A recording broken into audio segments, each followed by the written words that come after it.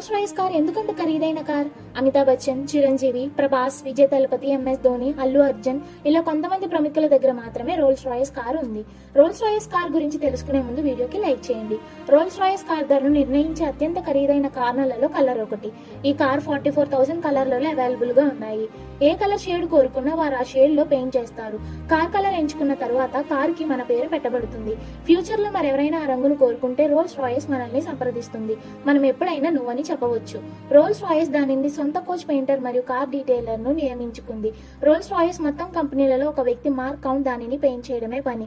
Pink strips and car detailing mark count తన చేతులతో ఈ పనిని చేస్తాడు. ఇందువలన కనీసం 4 months టైం పడుతుంది.